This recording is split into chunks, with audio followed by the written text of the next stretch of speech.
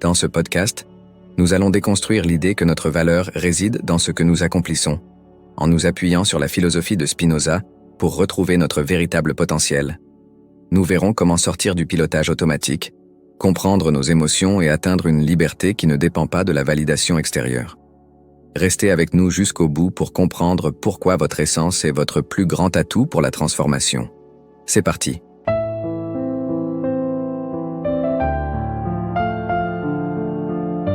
Avez-vous déjà remarqué que votre biographie ressemble aujourd'hui davantage à un mode d'emploi qu'à l'histoire d'un être humain?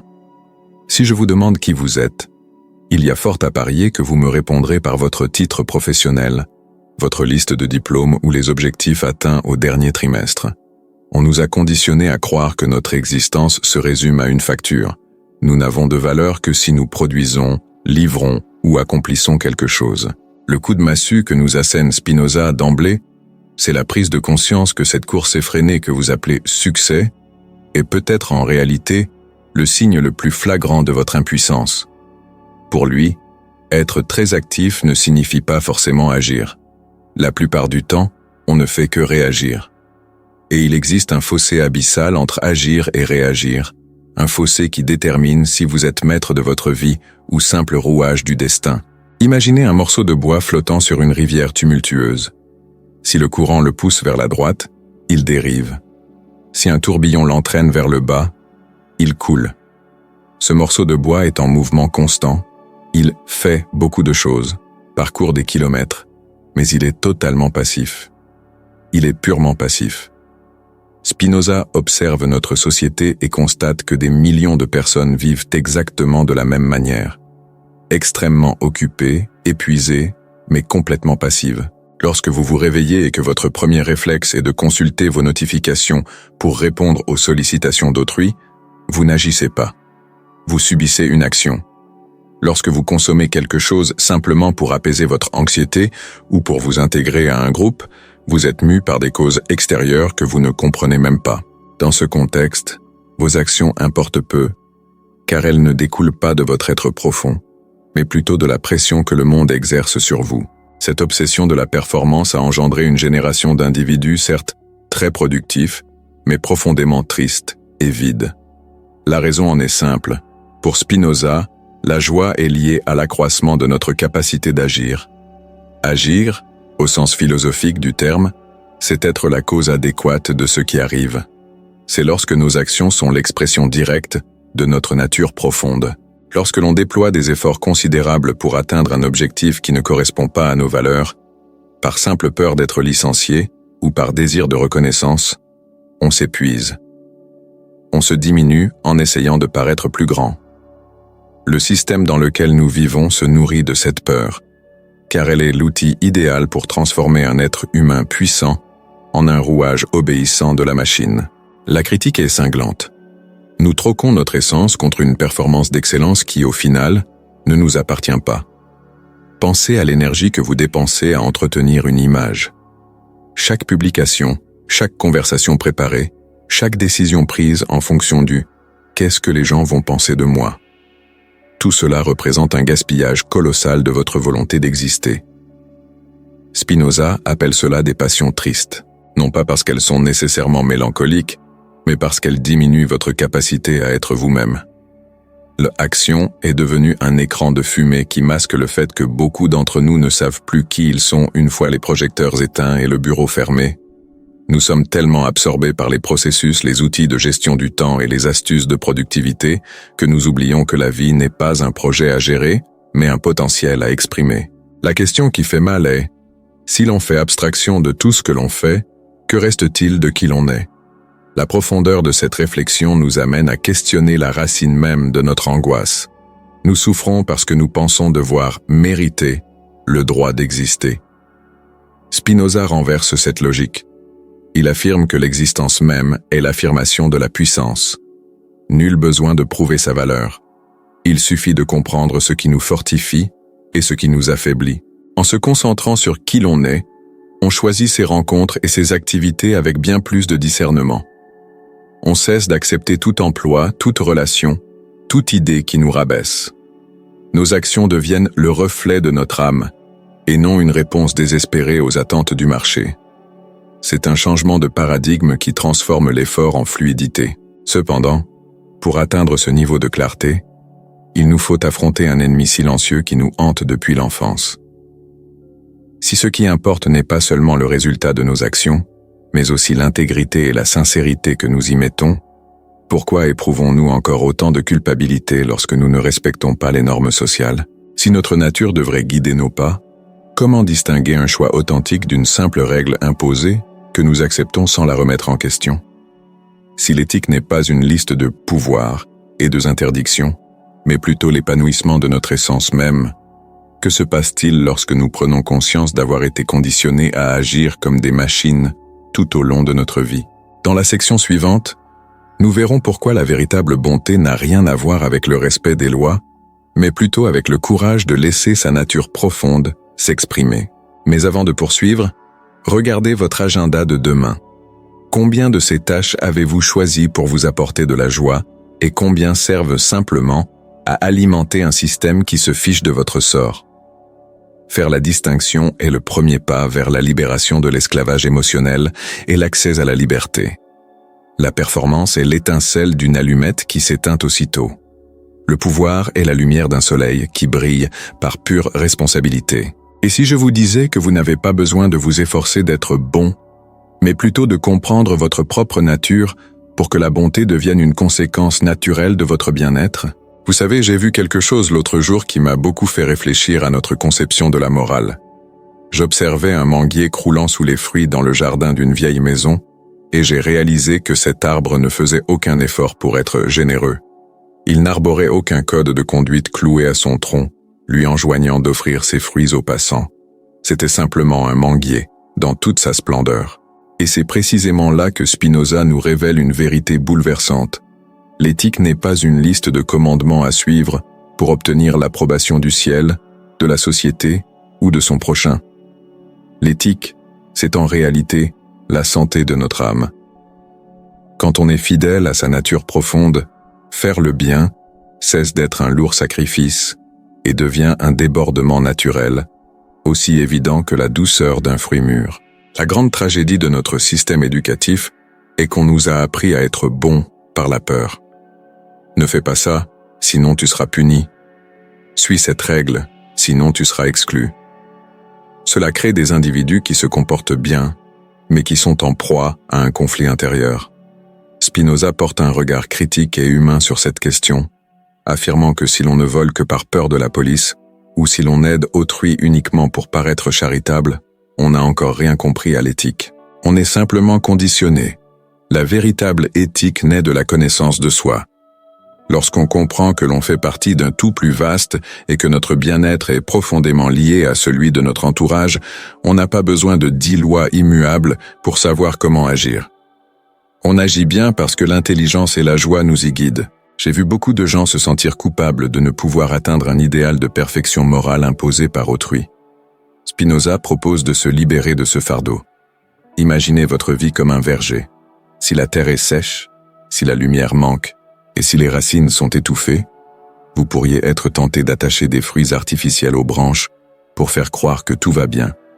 Mais ce serait un mensonge. Nombreux sont ceux qui vivent ainsi, s'efforçant d'agir correctement, alors que leur nature se meurt de soif d'authenticité. Pour notre philosophe, la vertu est la puissance même.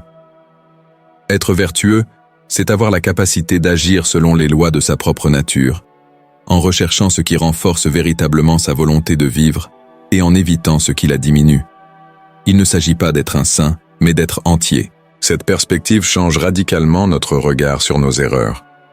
Au lieu de vous culpabiliser d'avoir échoué à suivre une règle, l'approche est ici clinique, presque comme celle d'un médecin soignant une plaie. Pourquoi cet arbre n'a-t-il pas porté de fruits? Peut-être l'environnement était-il toxique? Peut-être était-il en concurrence pour l'espace? Peut-être manquait-il de nutriments essentiels? Lorsque vous comprenez les causes de votre comportement, la culpabilité disparaît et laisse place à la compréhension. Et la compréhension est l'outil le plus puissant dont un être humain puisse disposer. Dans cette vidéo, je vous invite à considérer l'éthique comme un exercice de connaissance de soi constante.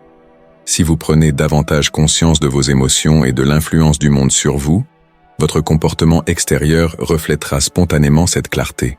Vous cessez d'essayer d'être, et vous êtes, tout simplement. On me demande souvent si cela ne conduit pas à l'égoïsme. Spinoza répond avec une logique implacable. Plus une personne recherche ce qui lui est véritablement utile, plus elle est utile aux autres. Mais attention ici, utile ne signifie ni argent ni gloire, mais raison et joie. Une personne rationnelle et heureuse n'a aucun intérêt à opprimer, tromper ou détruire, car elle comprend que ses actes sont, au fond, des signes de faiblesse et d'impuissance. Ceux qui sont véritablement forts, qui savent qui ils sont, n'ont besoin d'écraser personne. Pour cette philosophie, le mal est un symptôme d'ignorance et de souffrance. Quand on voit quelqu'un agir avec haine, on ne voit pas une personne puissante, on voit quelqu'un dont les racines sont pourries et qui ne sait pas comment gérer sa propre douleur. J'ai été témoin de cette transformation chez ceux qui cessent de vivre sous le joug du « je devrais » et commencent à vivre sous la lumière de « cela me fait grandir ». C'est un changement de ton, une légèreté dans le regard. La personne cesse d'être une réaction aux stimuli extérieurs et devient actrice de son propre développement. Elle n'agit plus par obligation, mais parce que chaque action est l'expression ultime de la beauté qui l'habite. C'est un état de grâce qui ne repose pas sur le mysticisme, mais sur un engagement radical envers la vérité de notre être. Cependant, pour préserver ce jardin intérieur, il nous faut accepter que nous ne maîtrisons pas tout. Reconnaître notre appartenance à la nature exige une profonde humilité, qui fait souvent défaut. La société nous vend l'illusion d'être des dieux maîtres de notre destin, capables de choisir n'importe quelle voie grâce à un prétendu libre arbitre. Mais si nous sommes si libres, pourquoi répétons-nous tant d'erreurs? Pourquoi nous sentons-nous prisonniers d'habitudes que nous détestons? Pourquoi, même en voulant agir selon cette éthique naturelle, nous retrouvons-nous si souvent emportés par des pulsions qui semblent ne pas nous appartenir? Cette idée que nous sommes les maîtres absolus de notre volonté est peut-être le plus grand mensonge qu'on nous ait jamais raconté. Et c'est ce mensonge qui engendre la frustration qui nous rend malades. Si notre liberté ne provient pas d'un choix arbitraire, d'où vient-elle vraiment? Si nos actions sont le reflet de ce que nous sommes, et si ce que nous sommes est constamment façonné par nos rencontres avec le monde, avons-nous réellement le contrôle que nous croyons avoir sur nos décisions? Dans la section suivante, nous explorerons l'idée que la véritable liberté ne réside pas dans le fait de faire tout ce que l'on veut, mais dans la compréhension des forces qui nous animent, afin de cesser d'être esclaves de nous-mêmes et d'assumer pleinement le rôle d'acteur conscient de notre propre existence.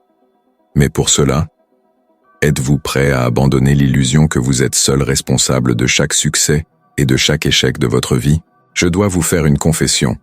Longtemps, j'ai vécu sous le joug de la culpabilité. Je croyais fermement que chacune de mes erreurs, chaque instant de procrastination, chaque parole prononcée à contretemps, était un choix conscient et délibéré de mon moi souverain. Je me voyais comme un capitaine qui, ayant l'océan à sa disposition, décidait sciemment d'éperonner son navire contre les rochers. Et savez-vous où cette croyance m'a mené? À la paralysie. Spinoza nous frappe de plein fouet lorsqu'il affirme que cette idée de libre arbitre, cette capacité magique de choisir quelque chose à partir de rien, sans aucune influence extérieure, n'est qu'une illusion de notre esprit. Nous nous croyons libres simplement parce que nous sommes conscients de nos actes, mais nous ignorons profondément les causes qui nous poussent à agir. C'est comme si une pierre, en tombant, croyait décider de sa propre trajectoire, simplement parce qu'elle sent sa chute. J'en ai fait l'expérience directe. À une époque, je me forçais à être extrêmement sociable et extraverti, persuadé que ce choix me mènerait au succès. J'étais épuisé, mais je me punissais en me disant que ce n'était qu'une question de volonté.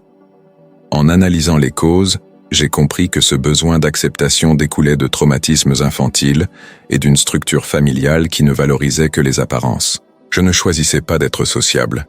J'étais contrainte par un mécanisme d'insécurité inconscient. Lorsque Spinoza affirme que nous ne sommes pas un empire au sein d'un autre, il nous rappelle que nous faisons partie de la nature et que nous sommes soumis aux lois de cause à effet, au même titre que la météo ou le mouvement des planètes. Je sais, ça peut paraître effrayant au premier abord. On a l'impression de perdre le contrôle. Mais en réalité, c'est là que commence la véritable liberté.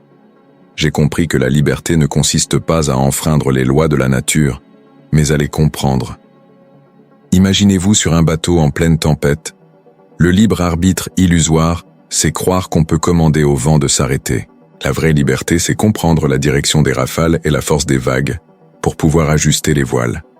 Quand on comprend pourquoi on ressent de la colère, de la peur, ou pourquoi on cherche la validation au mauvais endroit, on cesse d'être esclave de ses émotions. On passe de la passivité à l'action. On ne choisit pas ce qu'on ressent, mais en connaissant l'origine de cette émotion, son pouvoir sur nous diminue considérablement. Je me souviens d'une critique professionnelle qui m'a profondément affecté pendant des jours. Dans mon ancien état d'esprit, je me serais blâmé d'être trop sensible. En adoptant une perspective spinoziste, j'ai pris le temps d'analyser. Pourquoi cela m'a-t-il autant touché ? J'ai compris que la cause résidait dans la rencontre de cette critique avec une blessure d'inadéquation que je portais en moi. Dès l'instant où la raison a révélé cette cause, la souffrance a cessé d'être un monstre pour devenir un fait biographique. La liberté est ce processus de transformation des passions douloureuses en actions puissantes grâce à la connaissance. C'est comprendre que ce que vous êtes aujourd'hui est le fruit de milliers de rencontres, certaines heureuses, d'autres terribles, qui ont façonné votre corps et votre esprit. Vous n'êtes pas un dieu, vous êtes un processus. Et un processus qui se comprend lui-même est infiniment plus fort qu'un processus qui s'illusionne. Le coup de grâce porté à ce sujet, c'est de comprendre qu'en déconstruisant le libre arbitre, Spinoza déconstruit aussi la haine. Si je comprends que la personne qui m'a blessé a agi sous l'emprise d'une série de causes, de traumatismes et d'ignorance qu'elle-même ne comprend pas, mon désir de vengeance perd tout son sens. Je ne pardonne pas par sainteté. Je cesse de haïr parce que je comprends les mécanismes de la vie. C'est cela, être libre. C'est ne pas laisser le poison extérieur dicter son état intérieur. La véritable liberté, c'est pouvoir affirmer sa propre existence avec joie, même en sachant que nous sommes limités. C'est troquer l'arrogance de ceux qui pensent tout contrôler contre la sérénité de ceux qui comprennent le fonctionnement de toute chose. Quand on découvre sa place dans cet enchevêtrement de causes, nos actions cessent d'être un fardeau et deviennent une danse consciente avec la réalité. C'est ce cheminement qui transforme l'action en une conséquence naturelle de votre être profond. Nous passons notre vie à essayer de réparer les dégâts, alors que nous devrions cultiver la compréhension de nos racines. Comprendre leurs déterminants ne signifie pas s'y conformer, mais acquérir la carte au trésor qui nous permettra de naviguer avec dignité. La liberté ne consiste pas à faire ce que l'on veut, mais à désirer ce qui nous rend véritablement plus vivants, plus intelligents et plus en harmonie avec le monde. Si vous êtes arrivé jusqu'ici, vous avez déjà fait le premier pas vers la libération des chaînes de l'ignorance qui nous font souffrir pour des choses que nous ne pouvons contrôler. Si ce contenu vous a permis d'envisager votre vie sous un angle différent et plus léger, n'oubliez pas de liker et de vous abonner à la chaîne. Votre interaction nous permet de continuer à partager ces réflexions profondes avec votre quotidien. Dites-nous en commentaire, vous est-il déjà arrivé d'avoir l'impression de simplement réagir au monde au lieu d'agir véritablement ? J'aimerais beaucoup lire votre témoignage. Et ce n'est pas tout. Vous trouverez sur la chaîne de nombreuses autres vidéos où nous explorons comment la philosophie et la psychologie peuvent être des outils concrets pour votre liberté. Regardez nos autres épisodes pour continuer à développer votre capacité d'agir. À bientôt.